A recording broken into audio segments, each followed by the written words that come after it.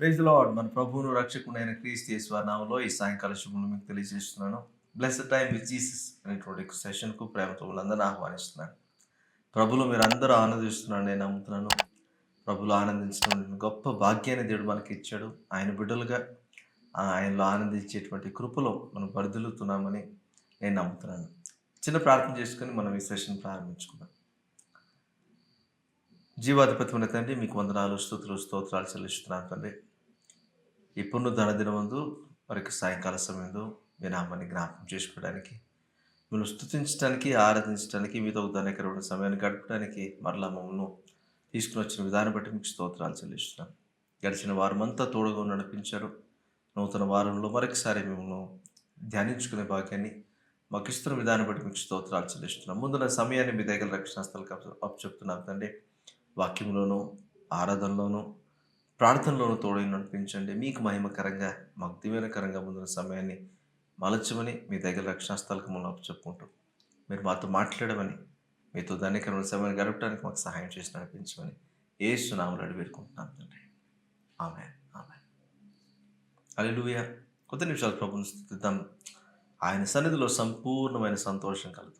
హల్లెలూయా. నమ్మిన వారు ప్రభువుని స్తుతిస్తారా? ఆయన స్తుతించకుండా ఉండడానికి మనకు ఏ హేతువు కూడా లేదు. హల్లెలూయా. ఆయన సన్నిధిలో ఉన్న సంపూర్ణమైన సంతోషాన్ని బట్టి ప్రభువును ఘనపరుస్తూ పాడదాం, ప్రభువుని హెచ్చించుతాం. ఆయనకే మహిమ, ఘనత, ప్రభావాన్ని మనం ఆరపెడతాం. అందరికి తెలిసిన పాట, నీ సన్నిధిలో సంతోషము అనేటువంటి పాట పాడుతూ ప్రభువును స్తుతిస్తూ ప్రభువును ఘనపరుద్దాం.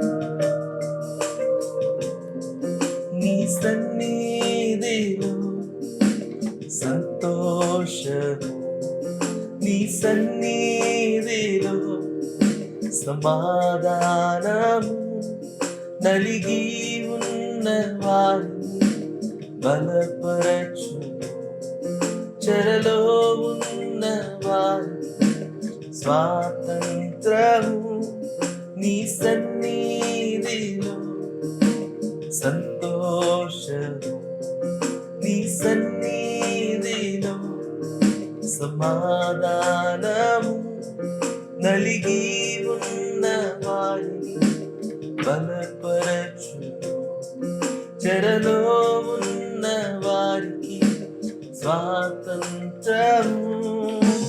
యేసయ్యా యేసయ్యా యేసయ్యా యేసయ్యా యేసయ్యా